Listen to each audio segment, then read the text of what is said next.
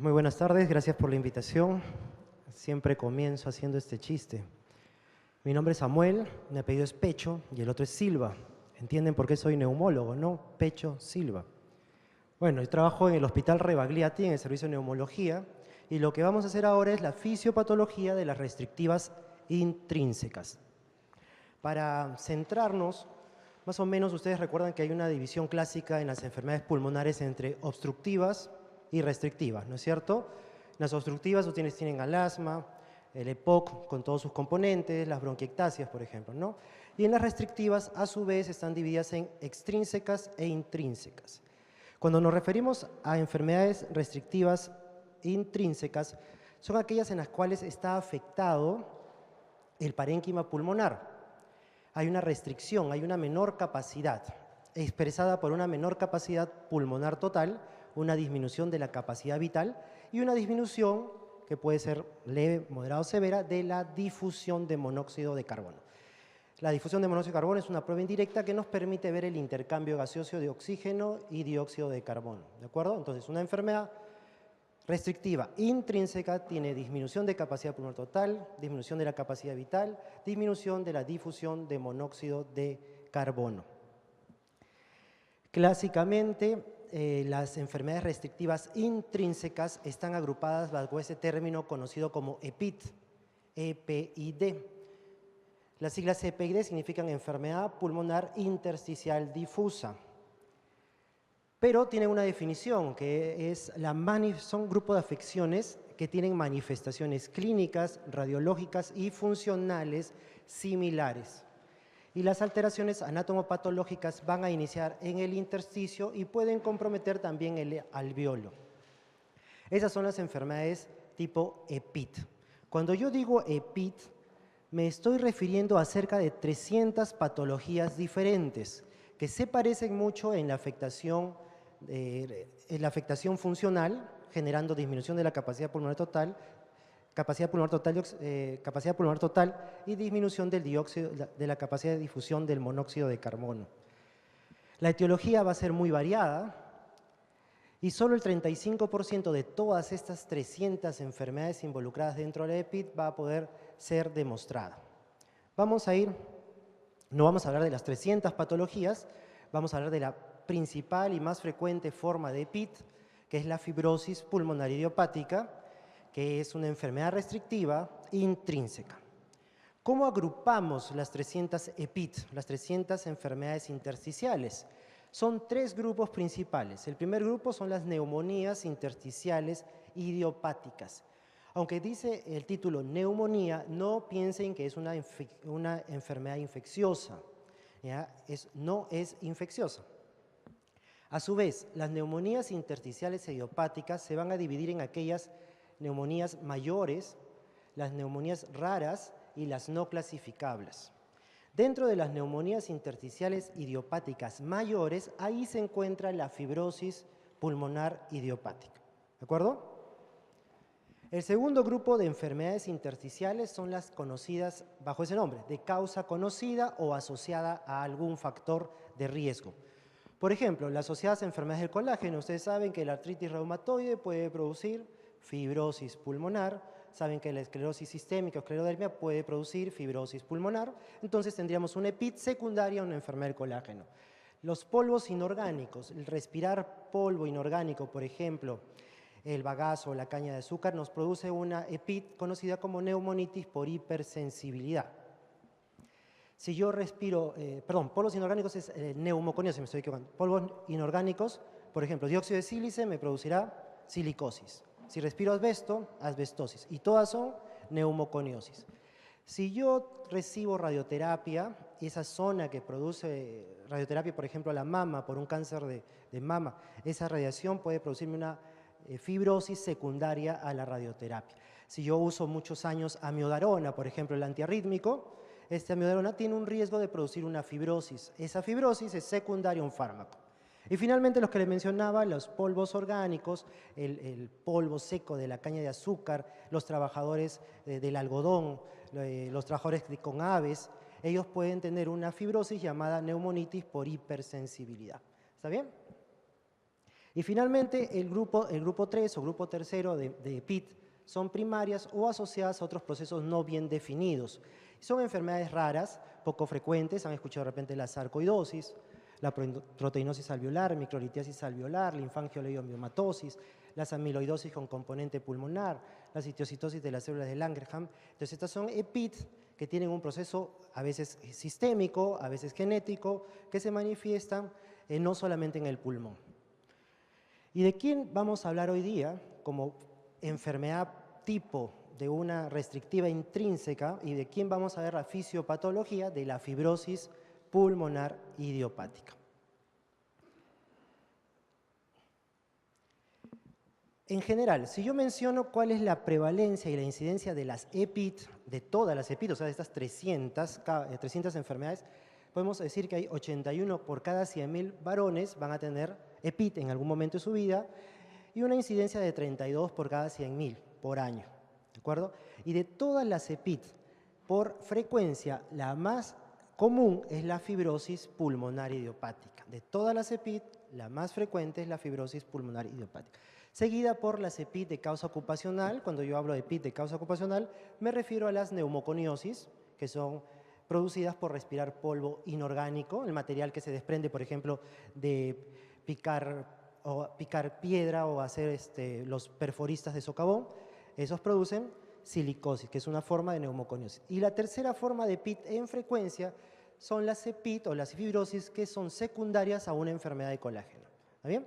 Entonces, EPIT, primera causa de EPIT o la más frecuente, fibrosis pulmonar idiopática, ocupacionales como las neumoconiosis, y tercera forma de EPIT en frecuencia, las secundarias a enfermedad del colágeno.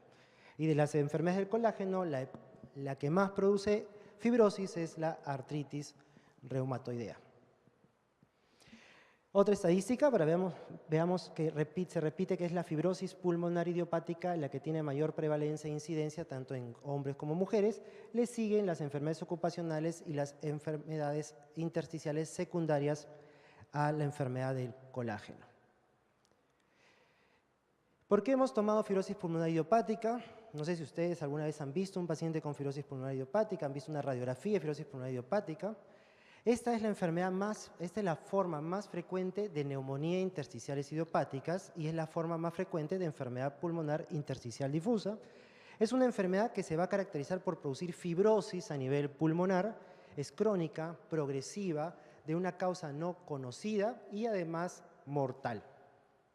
Se estima que la sobrevida de un paciente con diagnóstico de fibrosis pulmonar idiopática solo va de 3 a 5 años desde que se le menciona que usted tiene la fibrosis. No es la fibrosis que a veces tenemos, no sé si a ustedes les ha pasado, van con su abuelo, su abuela a un control en salud en el MINSA, le hacen una radiografía y el informe radiográfico indica fibroenfisema senil. No sé si alguna vez han leído un informe así. Dicen, su abuelito tiene fibrosis. Pasan 10 años y el abuelito sigue feliz con su fibrosis. Esa no es fibrosis pulmonar idiopática.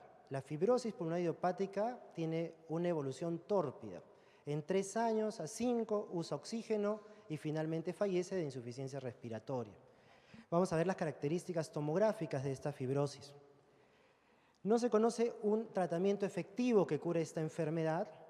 La prevalencia e incidencia es baja, por suerte, y se calcula que a nivel mundial hay unos 5 millones de personas afectadas por esta verdadera fibrosis pulmonar idiopática. Tiene una alta mortalidad, 28% hasta un 41%. Es más letal en mujeres por alguna razón, pero es ligeramente más frecuente en varones que en mujeres. Y tiene una predisposición por aparecer después de los 50 años de vida. Las diferentes incidencias en diferentes regiones, alrededor del 6, 7 hasta 8 de cada 100.000 personas va a tener o padecer de fibrosis pulmonar idiopática. En resumen, ¿cómo es la historia natural de la enfermedad? Va a haber una predisposición genética, que es lo que vamos a tocar en el momento de la fisiopatología. Van a haber factores que pueden desencadenar o ser factores de riesgo para desarrollar la fibrosis, como el humo del cigarrillo, la exposición ambiental, los contaminantes, los virus. Va a haber una etapa subclínica en la cual el paciente no tiene manifestaciones como disnea o tos, pero si uno examina esos pulmones va a escuchar los clásicos crackles o sonidos de tipo velcro. Finalmente empieza a aparecer la disnea progresiva, se hace el diagnóstico generalmente entre los 60 y 70 años. Si es posible podemos darle terapia para modificar la enfermedad, pero recuerden que a los 5 años del diagnóstico la persona entra en una fase de insuficiencia respiratoria crónica, uso de oxígeno. Esto va a llevar a una falla del corazón derecho, a hipertensión pulmonar y finalmente al fallecimiento. ¿Cuáles son los factores de riesgo para padecer de fibrosis pulmonar idiopática? El consumo de cigarrillos, 20 paquetes año, que es el índice tabáquico. Recuerden que este es un factor de riesgo común para el enfisema pulmonar, para el EPOC, ¿no? Para el cáncer de pulmón. La exposición ambiental a polvos, a metal, a madera, la agricultura, las aves, se ha relacionado mucho la fibrosis pulmonar idiopática a infecciones crónicas por el virus de la hepatitis C y del virus del Epstein-Barr. Una cosa muy interesante es el reflujo gastroesofágico. Parece ser que esas microaspiraciones de las personas con reflujo podrían ingresar a la vía aérea, como es una noxa irritativa, producir una suerte de mala reparación y una fibrosis que después se manifiesta como fibrosis pulmonar idiopática, y se han descrito algunos factores genéticos de tipo polimorfos. El MUC5B, del cual vamos a tocar bastante, porque se ha asociado a un incremento de 6 a 8 veces el riesgo de hacer fibrosis pulmonar idiopática, y del TOLIP, que cuando está presente en pacientes con fibrosis pulmonar idiopática, tiene hasta 5 o 6 veces mayor riesgo de mortalidad. ¿Cuáles son los síntomas de una fibrosis pulmonar idiopática? Primero, la disnea crónica progresiva. Tiene que ser una disnea que sea de una duración mayor a 3 meses. Que el paciente no la va a notar hasta que ya se hace severa. Todo va a depender también de la actividad y el estado físico previo a la enfermedad. Los pacientes son mayores y presentan al examen clínico unos ruidos clásicos tipo velcro, ¿no? No sé si ustedes también en semiología les decían, agarra tu cabello y juega con tu cabello. Ese sonido que despiden tus cabellos al ser frotado uno contra otro, ese es el velcro que ustedes van a escuchar en las bases de ambos pulmones. Las acropaquias se presentan casi en el 60-70% de los pacientes con fibrosis pulmonar idiopática. Estos son 2 pacientes con fibrosis del hospital. Y algo bien interesante, ustedes pregúntenle en qué momento empezaron a cambiar sus uñas, de uñas normales a uñas en vidrios de reloj. Ellos muy pocas veces reconocen un cambio en las uñas, hasta que no se los haces notar. Finalmente, el desarrollo de estas manifestaciones conlleva al estudio tomográfico, a veces a la biopsia pulmonar y al diagnóstico de fibrosis pulmonar idiopática, que como finalmente les he mencionado, van a tener una complicación cardíaca conocida como cor pulmonar o insuficiencia cardíaca derecha. En la exploración funcional, al ser una enfermedad restrictiva intrínseca, lo que vamos a encontrar es una capacidad pulmonar total disminuida. El valor normal es de 80 a 120%. Una capacidad pulmonar total menor de 80 nos indica un patrón restrictivo. Una capacidad vital forzada también menor a 80%. El volumen residual, al igual que todas las capacidades, están por debajo de su valor normal. El índice de tifenó medido en la espirometría va a estar normal. Y la difusión de monóxido de carbono, que es una prueba para medir indirectamente el transporte de gases, oxígeno y dióxido de carbono, también va a estar por debajo de su valor normal, que es 80%. Al inicio se va a presentar una hipoxemia, que conforme avanza la enfermedad se va a hacer marcada. El CO2 puede estar disminuido en las fases iniciales de la enfermedad por la hiperventilación compensatoria, hasta que va a llegar un momento en que va a empezar a aumentar. La gradiente alveolar arterial va a estar aumentada justamente por un componente intersticial. La saturación de oxígeno puede ser normal en reposo, pero a medida que la persona progresa la enfermedad, va a manifestarse de saturaciones al caminar y luego de saturaciones al estar en reposo completamente. Esta es una muestra de una espirometría. La espirometría mide la capacidad vital y el BEF1, ¿no? La capacidad vital en un paciente con una enfermedad restrictiva está disminuida. ¿Y cuándo decimos que está disminuida? Cuando está por debajo del 80% del valor predicho o teórico que debería tener. Este paciente tiene una capacidad vital del 69%. Entonces me sugiere que tiene un patrón restrictivo. ¿De acuerdo? Cuando yo tengo una espirometría con un patrón que sugiere una restricción, yo tengo que hacer la prueba confirmatoria, que es una pletismografía, Y la pletismografía se hace en estos equipos de pletismógrafo, ¿no? Este es el equipo del Hospital Rebagliati. Es una cabina, no sé si alguno de ustedes ha visto una prueba de pletismografía. La persona ingresa a esta cabina, se cierra herméticamente, se mide la presión dentro de cabina, se mide la presión en la boca del paciente a la hora que va a soplar en el transductor, y la diferencia de presiones y volúmenes nos da finalmente la capacidad residual funcional y la capacidad pulmonar total. Un patrón pletismográfico de un paciente con restricción nos va a mostrar una capacidad pulmonar total disminuida por debajo del 80%, un volumen residual disminuido y una capacidad inspiratoria disminuida. Es decir, que un paciente con un patrón restrictivo, como una fibrosis pulmonar idiopática, tiene todas las capacidades pulmonares y todos los volúmenes y todas las capacidades pulmonares disminuidas por debajo del 80%. Esta es la tabla para ver severidad. Entonces, los valores normales de capacidad pulmonar total son de 80 a 120, la capacidad residual funcional es 65 a 120 y el volumen residual igual de 65 a 120.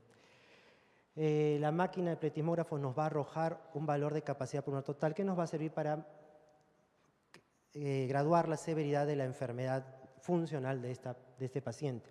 La difusión de monóxido de carbono es una prueba, como hemos dicho, que mide la integridad o mide la velocidad con la cual puede haber una difusión de gases, mide la integridad de la membrana capilar, del intersticio y de la membrana alveolar. Cualquier enfermedad que afecte o el intersticio o el alveolo o el capilar producirá una disminución del dióxido de carbono. El valor normal es más de 80% y la severidad se muestra entre leve, moderado o severo dependiendo de qué porcentaje se obtenga de la prueba del paciente. Muy bien, entonces, cuando uno quiere hacer el diagnóstico de fibrosis pulmonar idiopática, tiene que tener un paciente con clínica sugerente. ¿Cuál era la clínica? Paciente con disnea progresiva de más de 3 meses, que tenga por lo menos 50 años, que manifieste sonidos tipo velcro en bases pulmonares. Tiene que tener un patrón tomográfico, o sea, unas lesiones en la tomografía especiales, conocidas como neumonía intersticial usual. Si hacemos biopsia del pulmón, tiene que manifestar un patrón histológico de neumonía intersticial usual y este paciente no debe tener una causa para esta fibrosis.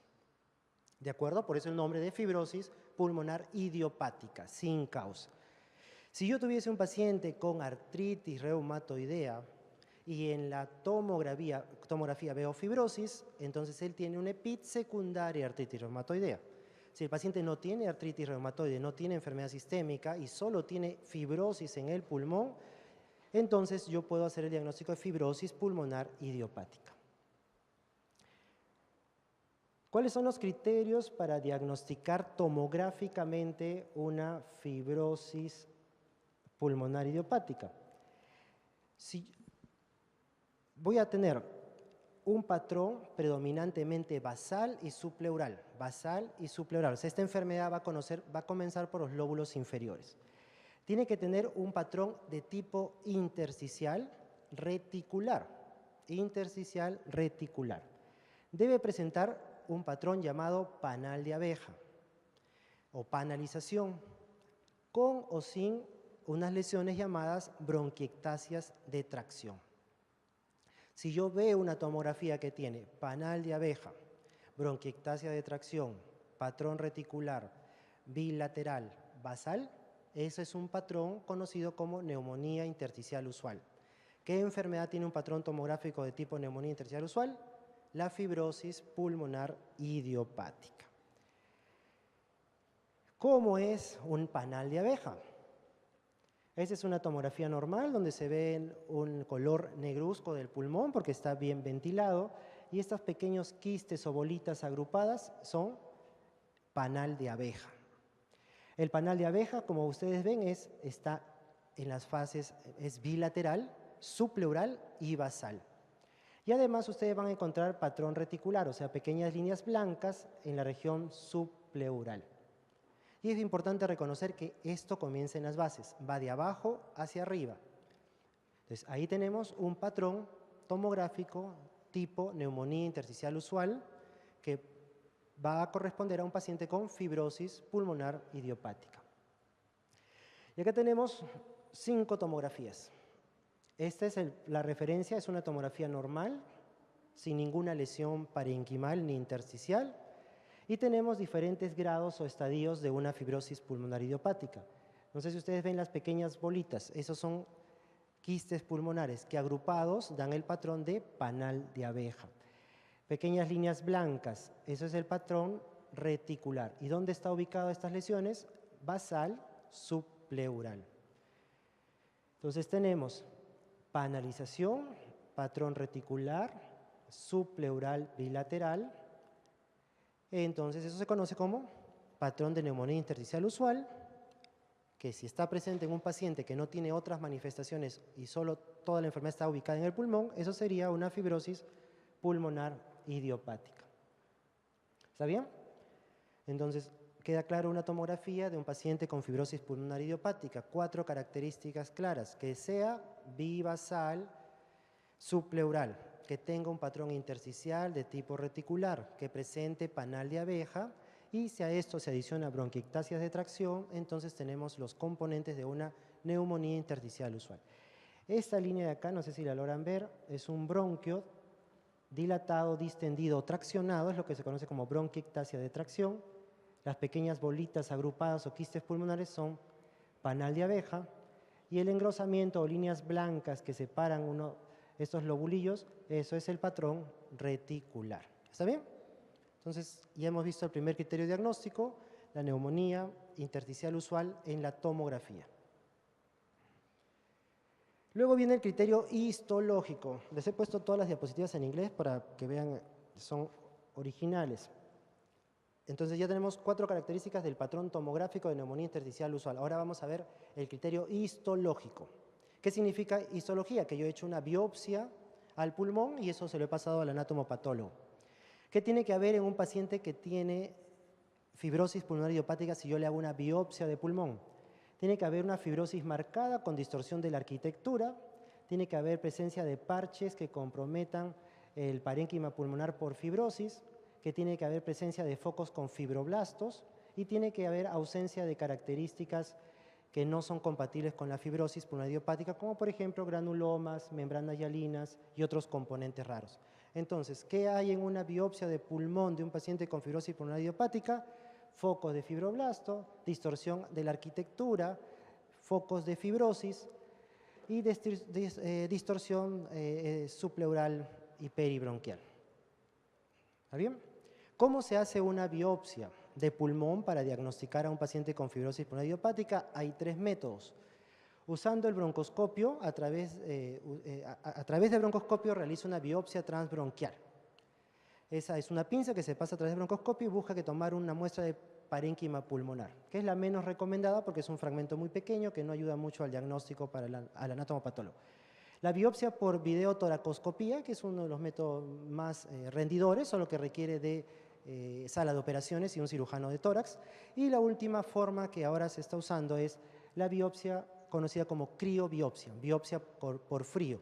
Se pasa esta sonda a través del broncofibroscopio y se va a tomar muestras congeladas que directamente van al anatomopatólogo para el diagnóstico histológico de fibrosis pulmonar idiopática. ¿Cómo se ve al microscopio? Ustedes van a reconocer que hay zonas de alvéolos normales, van a ver zonas con panalización o quistes, van a ver estos focos, ven focos fibroblásticos que donde hay fibrosis en diferentes momentos de evolución. Hay zonas de fibrosis crónica y al ojo más especializado puede encontrar miofibroblastos, que es la célula característica de la fibrosis pulmonar idiopática. Entonces, en una histología van a encontrar estos focos de fibroblastos con distorsión de la arquitectura, panalización y quistes y diferentes etapas de evolución hacia la fibrosis. Histología de una fibrosis pulmonar idiopática. Una visión general, este foco de fibroblastos, esta distorsión de la arquitectura con zonas de quistes, ven que están rotos los tabiques alveolares, pero van produciendo el panal de abeja, y se ve la forma en que se van agrupando los miofibroblastos para producir depósitos de fibrosis y distorsión de la arquitectura. Bien, entonces ya hemos dicho las características de la tomografía y las características de la histología de un paciente con fibrosis pulmonar idiopática. ¿Cuál es el proceso diagnóstico? Tenemos un paciente con sospecha de fibrosis. Sería un paciente mayor de 50 años, probablemente fumador, con disnea crónica, que tiene al examen clínico sonidos tipo velcro. Yo le hago una tomografía de alta resolución y busco las características compatibles. ¿Cuáles eran? Patrón reticular, imágenes basales bilaterales, panal de abeja, bronquiectasias de tracción. Si yo encuentro eso, eso es diagnóstico definitivo de fibrosis pulmonar idiopática. Si en mi tomografía no está completo esos 4 parámetros, entonces yo puedo pensar en hacer una biopsia y con la biopsia y la histología podría llevar al diagnóstico. Entonces hay dos formas de hacer diagnóstico: tomografía compatible en un paciente sin otras causas o tomografía parcialmente compatible y una biopsia o histología que me lleve a fibrosis pulmonar idiopática. ¿De acuerdo?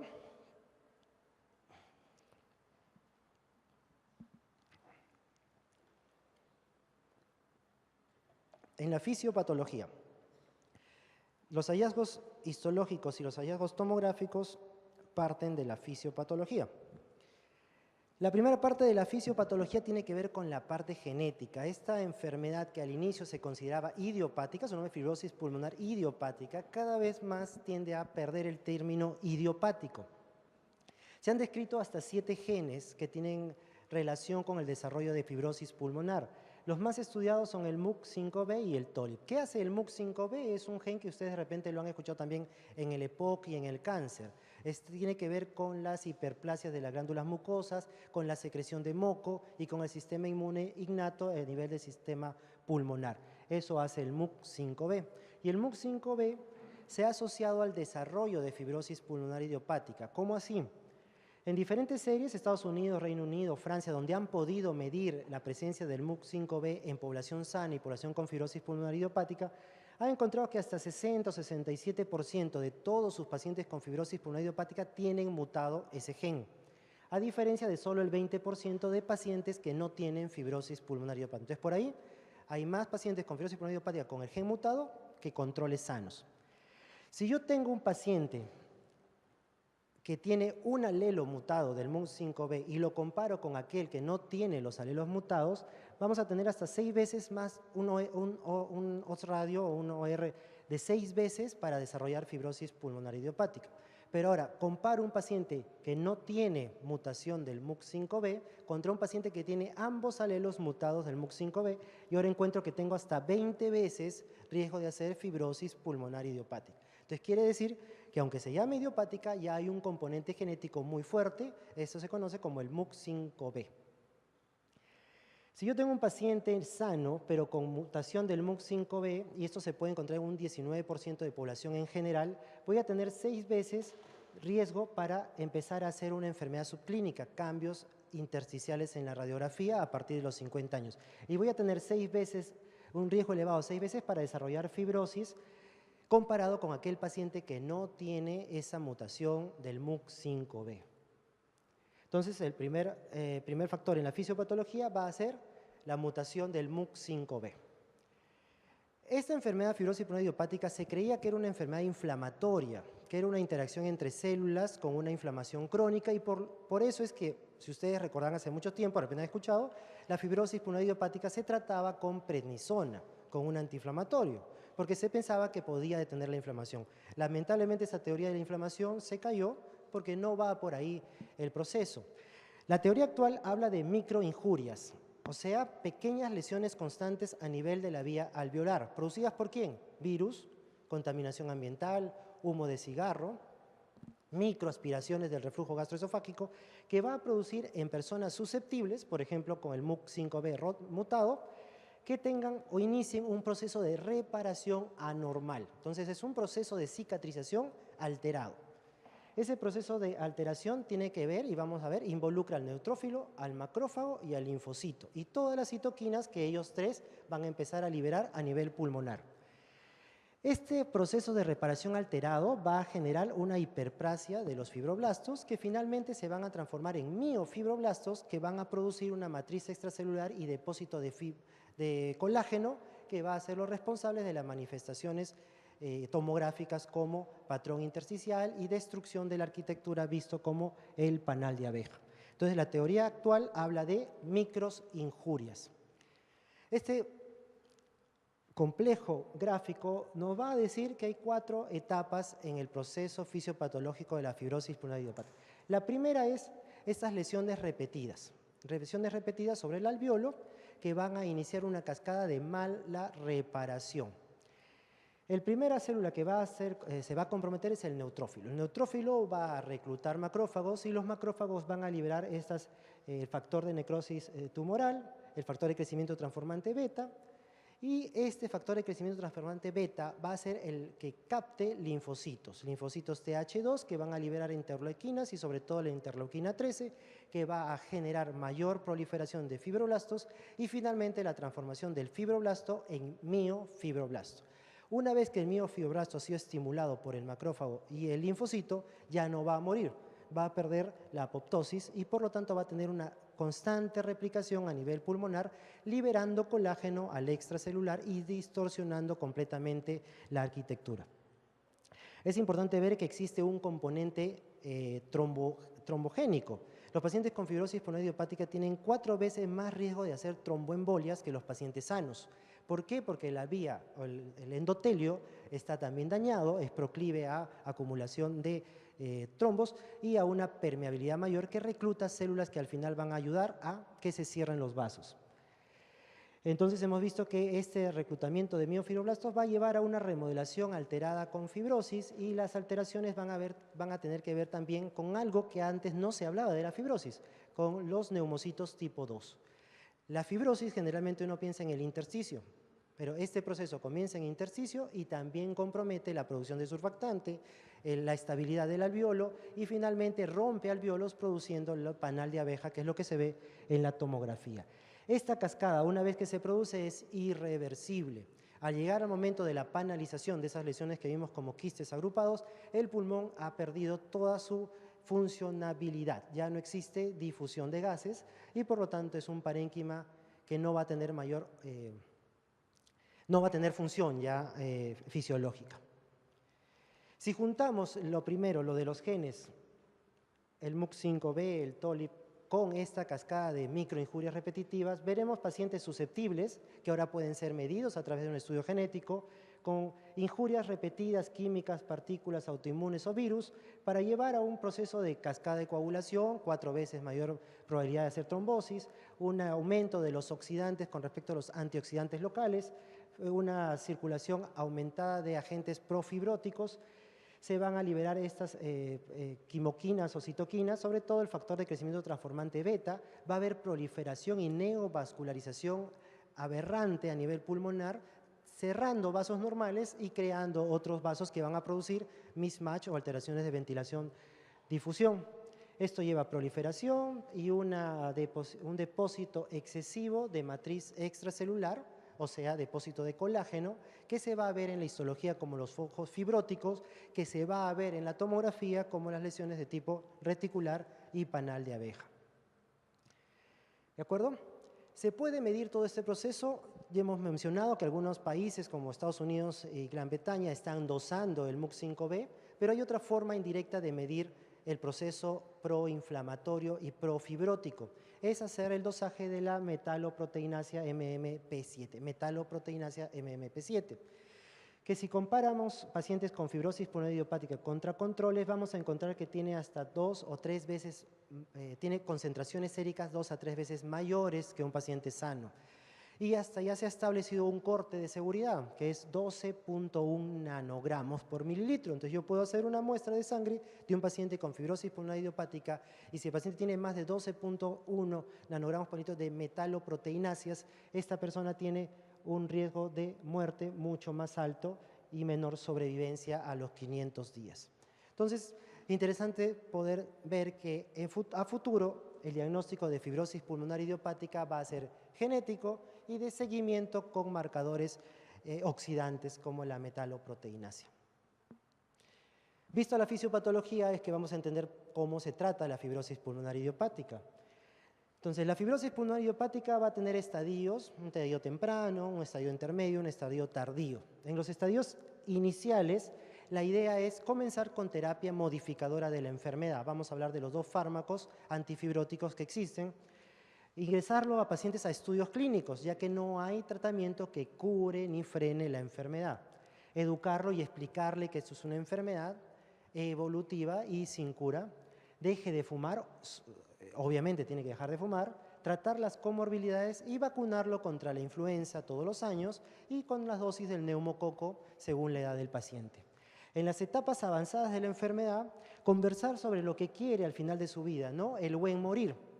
Él va a querer maniobras de resucitación, va a querer tubo endotraqueal, va a querer traqueostomía o simplemente él va a querer terapia compasiva, inclusive ahora se habla de marihuana medicinal para que mueran tranquilos sin disnea.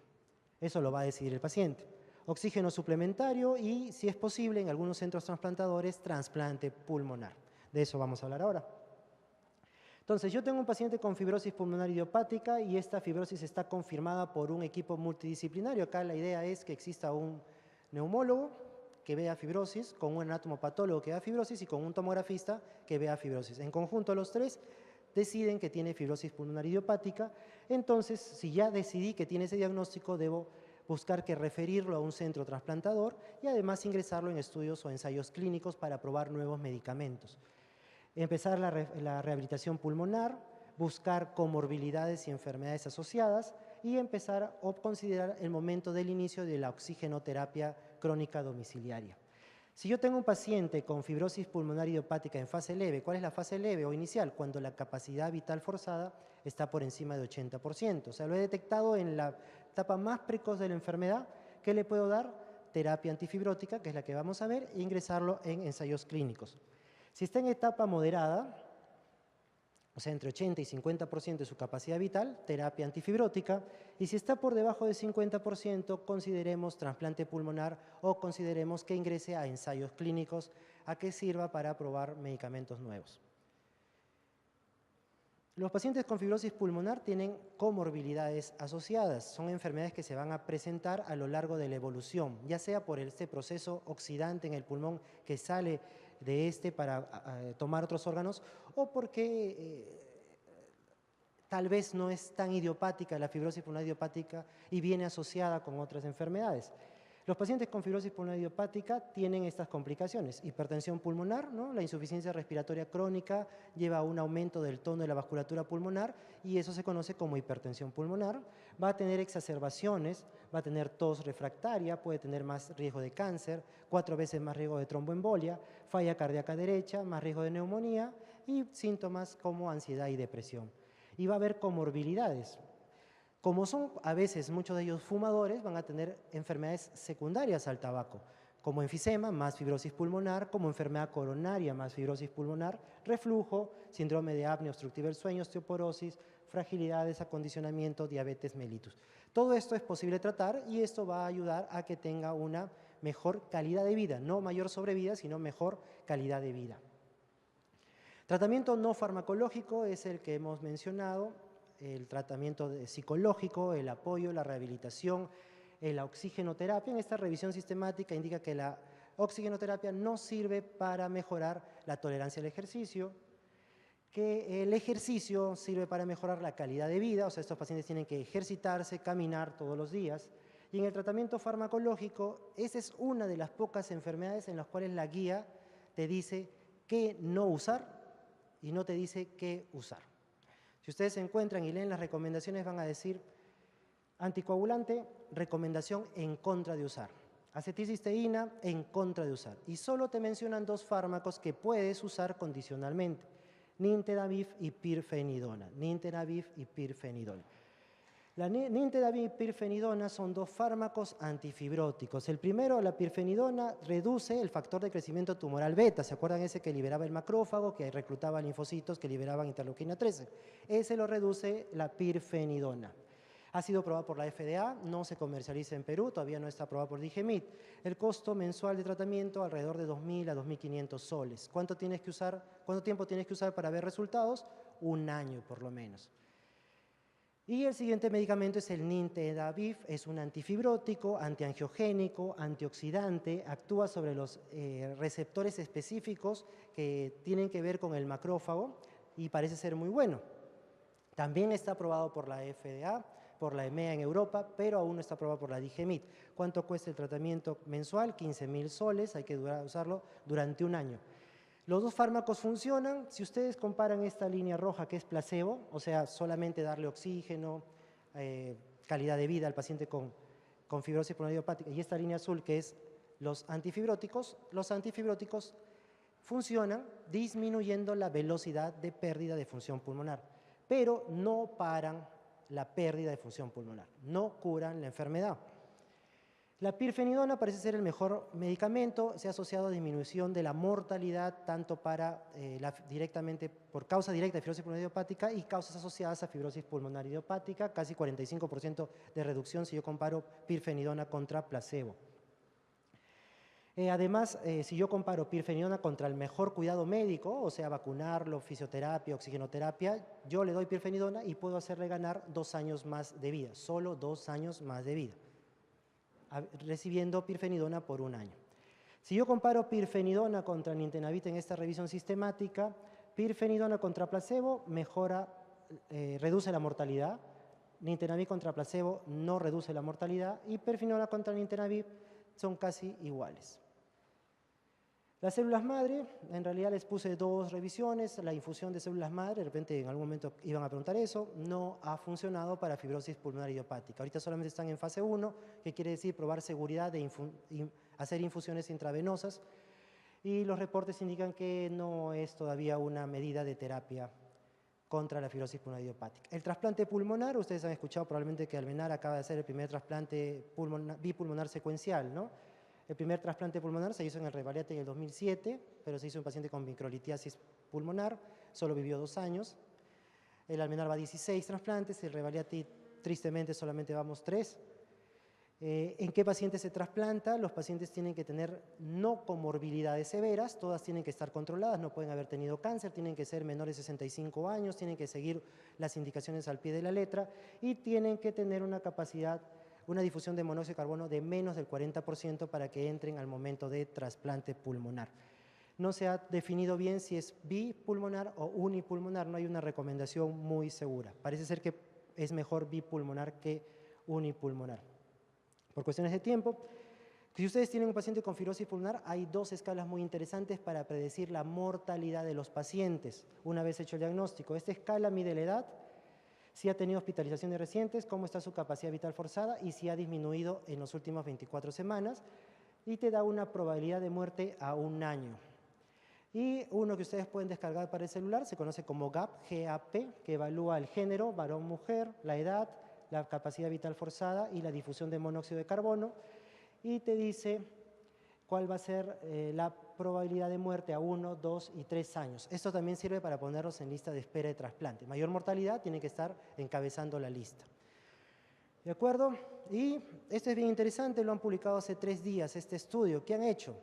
A pesar de todo lo que se conoce como fibrosis pulmonar idiopática y las guías americanas, europeas y de todos lados, hicieron un estudio en varios médicos americanos, repartieron encuestas online para preguntarles a los médicos norteamericanos qué tal hacían el diagnóstico de fibrosis pulmonar idiopática. ¿Qué tal hacían el diagnóstico de fibrosis? Respondieron 600 médicos, ¿ya? Miren, 600 médicos. El promedio que le tomaba a médicos americanos diagnosticar fibrosis pulmonar idiopática, 7 meses. Algunos se demoraban más de 3 años y otros más de 2 años. Y por lo menos un 30% decían que habían dado 2 diagnósticos previos equivocados antes de haber llegado a la fibrosis pulmonar idiopática. ¿Y cuál era el diagnóstico que más frecuentemente daban mal? Como asma. Los trataban como asma cuando eran fibrosis pulmonar idiopática. Esto es para que no se desanime, porque si pasa en Estados Unidos estoy seguro que acá también pasa con mayor razón.